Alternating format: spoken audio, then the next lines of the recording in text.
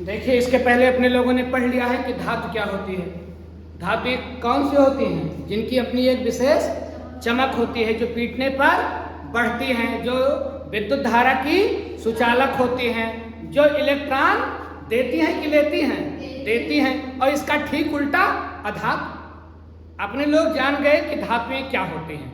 अब प्रश्न ये उठता है कि धातु कहाँ से मिलेगी? धातु अपने लोगों के लिए उपयोगी है कि अनुपयोगी?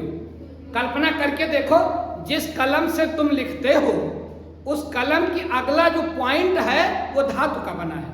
अपना देखो, आपका बैग, आपकी साइकिल, आपके घर का बहुत सारा सामान किसका बना है? धातु का। इसका मतलब धातु अपने जीवन में बहुत ही ज्यादा रचा बसा है। धातु के बिना हम, और लड़कियां तो कतई नहीं, कान में बाली, नाक में नथनी, हाथ में सोने का कंगन, पैरों में चांदी की पायल, ये सब क्या है? धातु है ना। ये बड़ी जरूरी है ना। तो कहां से मिलेंगी ये? तो देखो भैया, धातु 118 तत्वों में सबसे ज्यादा क्या है? धातु। धातु कहां से मिलेगी? धातु निश्चित रूप से धरती से मिलेगी। धातु कहां से मिलेगी? हर चीज का स्रोत कहां है? धरती। धरती माँ सब कुछ देती है। खाने के लिए अन्न भी देती है और पहनने के लिए रत्न भी देती है। खाने के लिए अन्न भी हम धरती से पाएंगे और पहनने के लिए विभिन्न प्रकार के रत्न भी धरती से पाएंगे। तो ये धातु कहां से मिलेगी? धरती से। ये दो प्रकार की मिलती है धातुएं धरती से। एक तो मुक्त अवस्था में मिलती हैं और एक संयुक्त अवस्था में मिलती हैं। ध्यान से समझेंगे। धातुएं जो धरती के अंदर मिलेंगी बेटा, उसके कितने रूप होंगे? कुछ धातुएं तो फ्री, किसी से कोई मतलब नहीं, और कुछ धातुएं संयुक्त, बिना जुड़े नहीं चल सकती। तो बताइए, अपने लोग देखने में क्या पाते हैं समाज में कि मुक्त लोग कौन हैं? अकेले रहने वाले कौन हैं? जो ज्यादा विद्वान होते हैं, जो ज्यादा समझदार होते हैं, वो अकेले, जो ज्यादा बहादुर होते हैं। जैसे शेर अकेले चलता है झुंड में, अकेले चलता है, इसका मतलब वो बहादुर है, बड़ा कीमती है। तो मुक्त अवस्था में वो धातुएं बेटा पाई जाती हैं जो बड़ी कीमती होती हैं। जैसे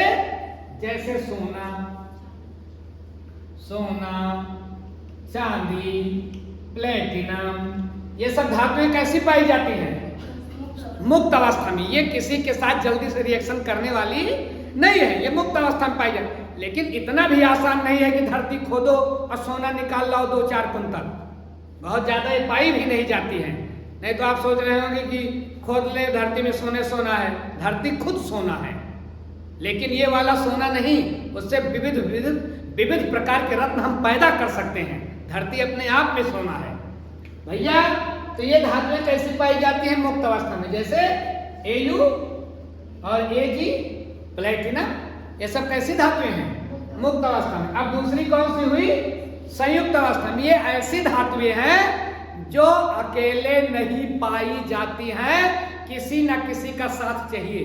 तो जो कमजोर लोग होते हैं वो रात में निकलेंगे 2 लोग, दोपहरिया में निकलेंगे 2, अकेले तो कहीं रहे। सोने के टाइम मम्मी बगले सोए, नहीं रात में बुरे सपने आते हैं। चिरौरी करा दादी के बगल सो आवाज आता है। काहे? नहीं रात में कौआ जी तो का होए। तो कमजोर लोग क्या होते हैं? कमजोर लोग संयुक्त, किसी न किसी के साथ जुड़े रहते हैं। जैसे लोहा, जैसे कॉपर, जैसे एल्यूमिनियम, ये अकेले नहीं पाई जाती। अब देखिए Fe है तो Fe पाया जाता है Fe2O3। ऐसे धरती में मिलेगा इस रूप में। तो अकेले है कि दोस्त के साथ? तो इनके दोस्त को मार पीट कर हटाना पड़ेगा तब Fe मिलेगा। Fe बड़ा कीमती है लोहा ना। घर ना बनेगा, सामान ना आएंगे घर के, लोहा बड़ा कीमती है। लोहा अपने लोगों की जिंदगी में रचा बसा है। लेकिन लोहा पृथ्वी में ऐसे है कि किस दोस्त के साथ है? ओ के साथ है। ओ को ठोक पीट कर भगाना पड़ेगा, लोहा निकालना पड़ेगा। और ध्यान रखें, इसको देखें, Al2O3 × 2H2O, यह है बॉक्साइट। अब इसमें बताइए कौन सी चीज अपने लोगों के लिए कीमती है? एल। तार बनेगा, बर्तन बनेगा, खिलौना बनेगा एल से ना। अब किसको मारपीट करके हटाना पड़ेगा? एच को, ओ को। ये दोस्त के साथ है, तो कैसी अवस्था में चल रहे हैं? कैसी अवस्था में चल रहे हैं? संयुक्त अवस्था में चल रहे हैं। और एक देखें CuFeS2, बताइए इसमें सबसे ज्यादा अपने लोगों के लिए कौन सी फायदेमंद है? कौन सी महंगी है? कापर। कापर निकालना है और इनको भगाना है, तभी तो अपने लोगों को कापर मिलेगा। इसको बोलते हैं कापर पाइराइड। क्या है? Copper pyrite. CuFeS2 क्या बोलोगे? Copper pyrite. तो कापर पाइराइड से क्या निकालोगे? कापर। लेकिन ये कापर अकेले है कि दो दोस्तों के साथ है? तो दो दोस्तों के साथ है तो मुक्त है कि संयुक्त है? संयुक्त है ना। तो धातुएं किस रूप में पाई जाती है? मुक्त में, संयुक्त में। मुक्त में, संयुक्त में। जो अकेले हैं मुक्त, सोना चांदी प्लेटिनम मय की धातुएं, और जो संयुक्त है दोस्तों के साथ, कापर है, एल्यूमिनियम है, लोहा है, जिंक है, मैग्नीशियम है, ये सस्ती धातुएं हैं। ये किसके साथ पाई जाएंगी? जरूर किसी न किसी दोस्त के साथ पाई जाएंगी। कंफर्म हो गए? धातुएं धरती में कितने रूप में हैं? दो रूप में, संयुक्त और मुक्त। मुक्त और संयुक्त। मुक्त और संयुक्त। जो अकेले पाए जाए मुक्त, जो किसी दोस्त के साथ पाई जाए संयुक्त। दोस्त को क्या करेंगे? मार पीट करके बाहर निकालेंगे, दो चार थप्पड़ लगाएंगे, चला जाएगा, उड़ जाएगा। तो अपने लोगों के लिए क्या मिलेगी? धात। अपने लोगों के लिए तो धात कीमती है ना बाबू। चलिए अब आइए अपने लोग देखें, एक पॉइंट इसी में है खनिज। अब ये खनिज क्या है? खनिज क्या है? खनिज। खनिज जिसका जन्म, जा मतलब जन्म, खन माने खनना। खनना जानते हो? खोदना। खनना मतलब खोदना, और जा मतलब जन्म। जिसका जन्म किससे हो? खोदने से हो। जिस जिस चीज को हम धरती से खोद खोद करके निकाल लें वो क्या कहलाएंगे? जिनका जन्म खोदने से हो। पृथ्वी के अंदर हो और खोदा जाए। अब फरुहा कुदार खुरपा से ना खोदा जाए, बड़ी बड़ी मशीन होत है, उसे खोदा जात है। तो खोद खोद के ही धातु निकाली जात है। कहलिए का क्या बोला जे? खनिज। क्योंकि इसका जन्म किससे होगा? खनिज। खोदने से होगा, खनने से होगा। अरे कहीं कहीं खोदने को खनना भी बोलते हैं, ठीक है। तो ऐसी चीजें जिनका जन्म खोदने से हो क्या कहलाएंगी? खनिज। और अंग्रेजी में आएंगे ना तो अंग्रेजी मीडियम वाले इसी को बोलते हैं मिनरल।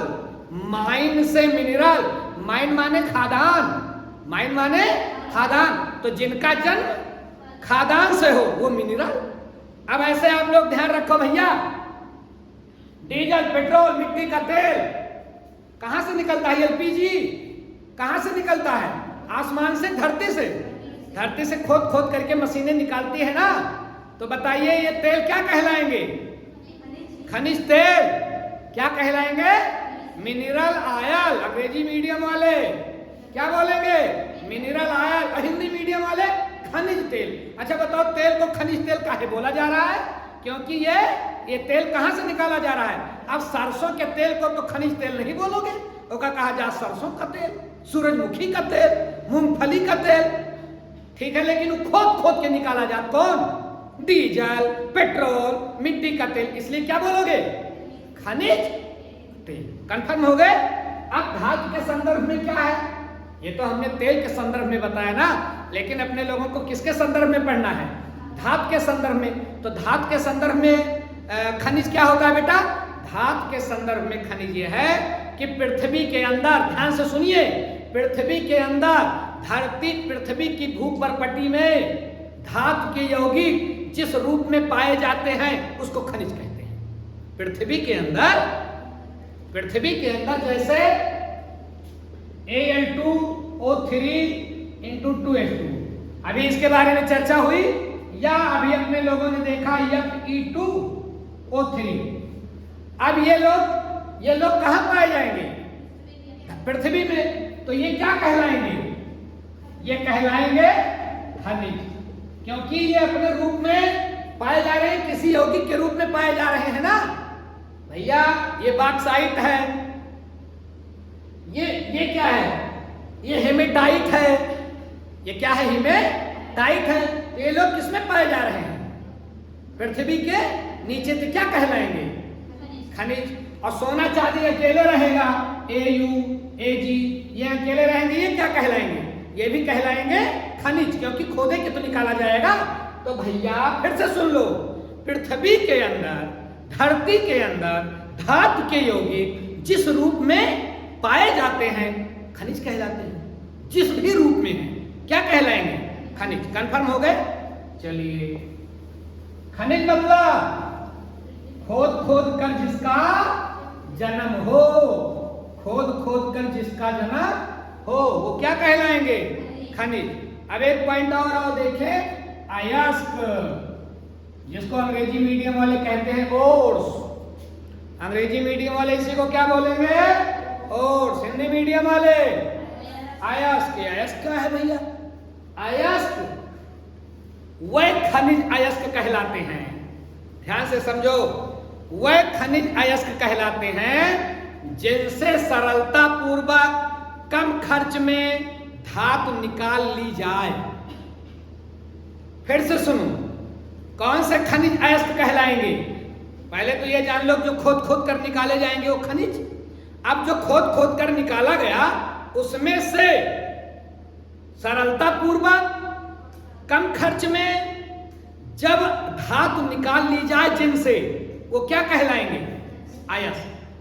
अयस्क किसे कहेंगे, जिन खनिजों से धातु आसानी से निकाली जा सके वो क्या कहलाएंगे, अयस्क।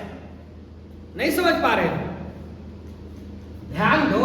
जैसे मान लो एक ट्रक खनिज निकाला गया, एक ट्रक खनिज, कोई भी खनिज कितना निकाला गया, एक ट्रक, और उसमें से मिला 5 किलो लोहा। एक ट्रक निकाला गया और कितना लोहा मिला, 5 किलो।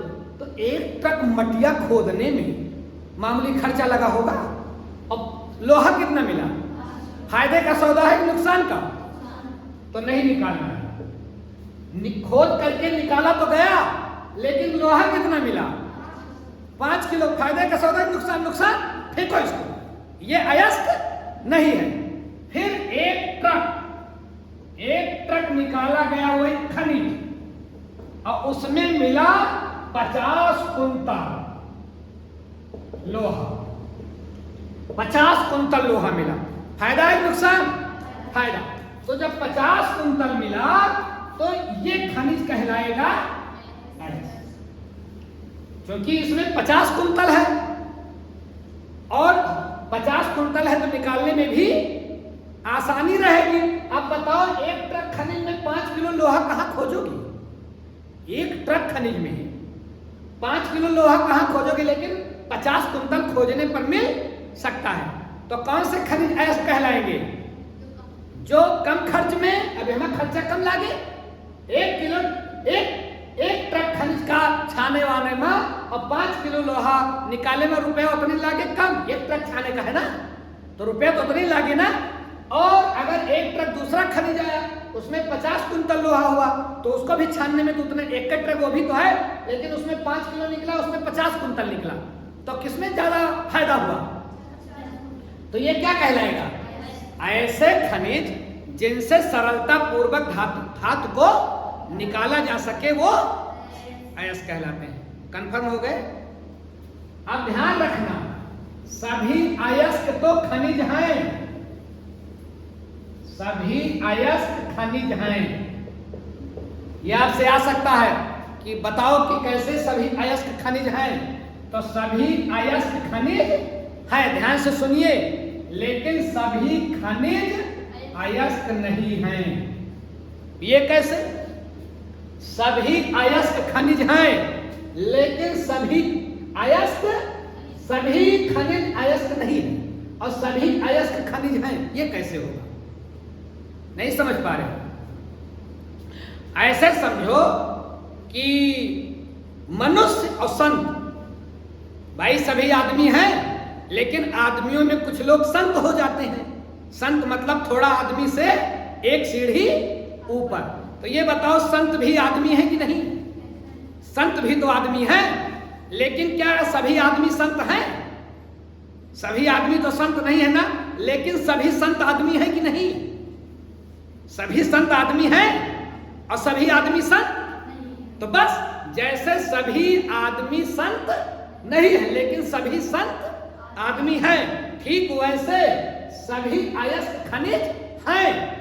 भाई खनिज से ही तो अयस्क निकाला जाएगा, लेकिन सभी खनिज अयस्क नहीं है। जरूरी नहीं है कि सभी खनिज से अयस्क निकाला जाए। अभी मैंने आपको बताया ही कि जिसमें बहुत खर्चा लगेगा और थोड़ा लोहा मिलेगा, थोड़ी चांदी मिलेगी, कौन निकालेगा? उसको फेंक देंगे। तो किस खनिज को हम उपयोग में लाएंगे धातु निकालने के? जो अयस्क होंगे वही अयस्क कहलाएंगे, जिनमें कम खर्च में और आसानी से हमें धातु मिल जाए। अब धरती पता लाख 500 फुट खोदागा और निकला 2 किलो लोहा, तो खनिज तो आए, लेकिन वो अयस्क नहीं है। समझ रहे हो ना? लेकिन निकाला जाए और अयस्क ज्यादा निकले, मतलब धातु ज्यादा निकले, तो वही खनिज क्या कहलाएगा? अयस्क। हो गया कन्फर्म? तो सभी अयस्क खनिज हैं, लेकिन सभी खनिज अयस्क नहीं। अब आइए हम लोग देखें कि अयस्क कितने प्रकार के होते हैं। अयस्क कितने प्रकार के होते हैं? एक तो भैया ऑक्साइड अयस्क होते हैं। ऑक्साइड, ये ऑक्साइड अयस्क क्या है बेटा? ऑक्साइड अयस्क वो अयस्क होते हैं जिनमें धातु के साथ ऑक्साइड जुड़ी हो। जैसे इसको देखो, Cu2O। बताइए अपने लोगों के लिए कौन सी चीज जरूरी है? Cu से कॉपर, इसको बोलते हैं क्यूप्राइड। ये कौन सा अयस्क है?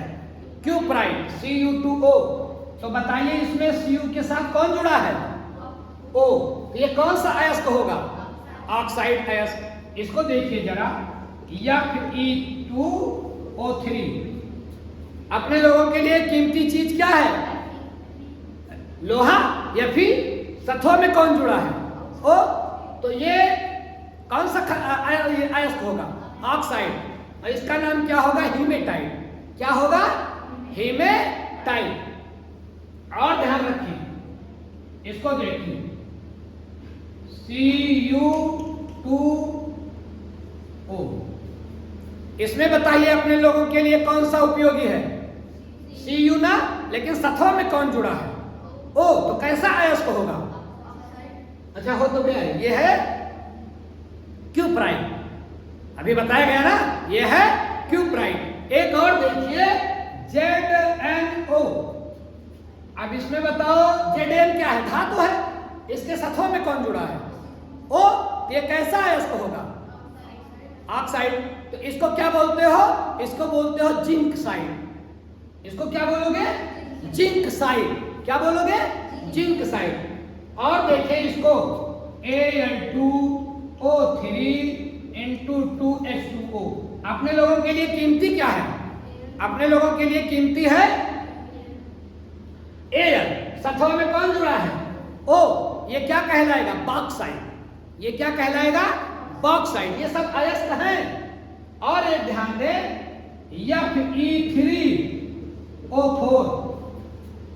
Fe3O4 ये क्या है? ये है मैग्नेटाइट। क्या है? मैग्नेटाइट। इसमें अपने लोगों के लिए काम की चीज क्या है? और ये फालतू चीज क्या है? तो यही निकाला जाएगा और ये भी अपने लोग प्राप्त करेंगे। और ध्यान दें, तो कुछ अयस्क किसके रूप में पाए जाएंगे? ऑक्साइड के रूप में। कुछ अयस्क किसके रूप में पाए जाएंगे? ऑक्साइड के। कुछ अयस्क सल्फाइड के रूप में पाए जाएंगे। किसके रूप में? सल्फाइड। मतलब इनके साथ क्या होगा? इनके साथ जुड़ा होगा सल्फर। कौन जुड़ा होगा? सल्फर। जैसे देखें Zn है जिंक, लेकिन इनके सथों में इनका एक दोस्त रहेगा सल्फर। इसको बोलते हैं जिंक ब्लेंड। ये क्या है? Zinc blende. किसको निकाल करके बाहर करना है जिंक लेने के लिए? सल्फर को। और देखें एक है PbS, इसको बोलते हैं गैलेना। Pb लेड, Pb मतलब लेड शीशा, और इसके सथवा में कौन जुड़ा है? S। इनको निकाल करके बाहर करना है। इनको देखें FeS, अपने लोगों के लिए कीमती क्या है? यह भी, लेकिन सथवा में कौन जुड़ा है? तो ये क्या होगा? ये कहलाएगा आयरन पायराइड। क्या कहलाएगा? Iron pyrite, iron pyrite, iron pyrite. और ध्यान रखें Cu2S, अब अपने लोगों के लिए कीमती क्या है? Cu, लेकिन सथवा में कौन जुड़ा है? S। तो ये क्या कहलाएगा? ये सल्फाइड अयस्क कहलाएगा। इसका नाम है कॉपर ग्लास। क्या नाम है? Copper glass, copper glass. ये आप लोगों की परीक्षा में बहुत पूछा जाता है। या तो ये पूछ लेगा कि कुछ सल्फाइड अयस्क के नाम बताइए, या आपसे पूछ लेगा कॉपर ग्लास का सूत्र लिखिए, या सूत्र दे देगा तो पूछेगा इसका नाम क्या है। ये सब ध्यान रखिएगा आप लोग। अब बताइए इनके साथ कौन जुड़े हैं? ये कैसे अयस्क कहलाएंगे? ये कहलाएंगे सल्फाइड अयस्क। ऑक्सीजन जुड़ा है तो ऑक्साइड अयस्क, सल्फर जुड़ा है तो सल्फाइड अयस्क। और ध्यान रखें अगर कार्बोनेट जुड़ा है तो क्या होगा? कार्बोनेट अयस्क। अगर कार्बोनेट जुड़ा है तो क्या होगा?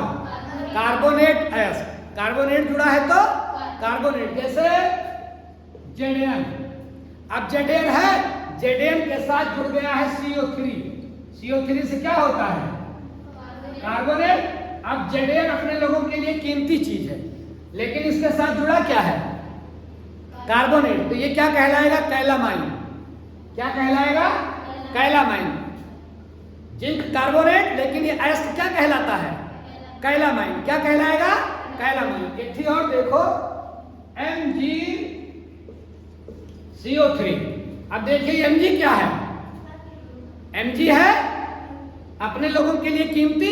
सथवा में कौन दोस्त है? कार्बोनेट। में कैसा अयस्क है?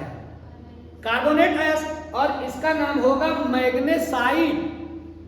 इसका नाम क्या होगा? मैग्नेसाइड। MgCO3 मैग्नेसाइड। याद रखिएगा ये नाम, मैग्नेसाइड, मैग्नेसाइड। एक और देखें Fe और CO3। यह भी अपने लोगों के लिए फायदेमंद है। इनके साथ कौन जुड़ा है? इनका दोस्त कार्बोनेट। ये कैसा अयस्क होगा? कार्बोनेट अयस्क। और नाम इसका क्या होगा? सिडेराइड। नाम इसका क्या होगा? सिडेराइड। FeCO3 सिडेराइड, FeCO3 सिडेराइड। इतनी बात कंफर्म हो गई। जिनके साथ कार्बन जुड़ा है वो क्या कहलाएंगे? कार्बोनेट अयस्क। और देखिए जिनके साथ क्लोरीन जुड़ा हो वो क्या कहलाएंगे? क्लोराइड अयस्क। कैसे अयस्क? क्लोराइड अयस्क। जिनके साथ जैसे AgCl अपने लोगों के लिए कीमती क्या है? Ag। क्या कीमती है? Ag। लेकिन किसके साथ जुड़ा है ये? Cl के साथ। तो ये कैसा हो गया? इनका नाम है केरार्जीराइड। इनका नाम क्या है? केरार्जीराइड। AgCl का अयस्क क्या कहलाएगा? केरार्जीराइड। या इसी को बोलते हैं हार्न सिल्वर। क्या बोलते हैं? Horn silver. और या इसका और एक नाम क्या है? केरार्जीराइड। और वैसे क्या बोलोगे? Silver chloride. AgCl क्या बोला जाएगा? रासायनिक नाम इसका क्या होगा? Silver chloride. लेकिन अयस्क कौन सा कहलाएगा? केरार्जीराइड। और इसी को हम बोलते हैं हार्न सिल्वर। काहे को इसको हार्न सिल्वर बोलते हैं? भैया इसको हार्न सिल्वर इसलिए बोलते हैं, ध्यान रखिएगा, केरार्जीराइड को हार्न सिल्वर क्यों बोलते हैं? AgCl को हार्न सिल्वर क्यों बोलते हैं? क्योंकि जब रेगिस्तान में इस पर पेंट किया जाता है तो ये गाय के सींग की तरह दिखाई पड़ता है। हार्न माने सींग, हार्न माने जानवरों की सींग। तो हार्न सिल्वर नाम क्या है? नहीं तो सोचो हार्न सिल्वर क्या है। हार्न सिल्वर इसलिए इसको बोलते हैं क्योंकि रेगिस्तान में जब इस पर पेंट किया जाता है तो इसकी छवि कैसी बनती है? गाय के सींग की तरह। इसीलिए इसको क्या बोलेंगे? Horn silver. कंफर्म हो गए? धातु कितनी अवस्था में पाई जाएगी? तो मुक्त और संयुक्त। खनिज, उसके बाद अपने लोगों ने क्या पढ़ा? खनिज। खनिज क्या होते हैं? धातु के यौगिक पृथ्वी के अंदर जिस रूप में पाए जाते हैं खनिज कहलाते हैं। अयस्क कौन है? वह खनिज जिनसे सरलता पूर्वक कम खर्च में धातु को निकाल लिया जाए, वो क्या कहलाएंगे? अयस्क कहलाएंगे। अयस्क कितने रूप में पाए जाएंगे? कई रूप में। अगर धातु के साथ ऑक्सीजन जुड़ा हुआ है तो ऑक्साइड, धातु के साथ कार्बोनेट जुड़ा हुआ है कार्बोनेट, धातु के साथ क्लोरीन जुड़ा हुआ है क्लोराइड, धातु के साथ सल्फर जुड़ा हुआ है सल्फाइड। इतनी बात कंफर्म हो गई। शेष जो बच रहा है उसको अगले क्लास में देखेंगे।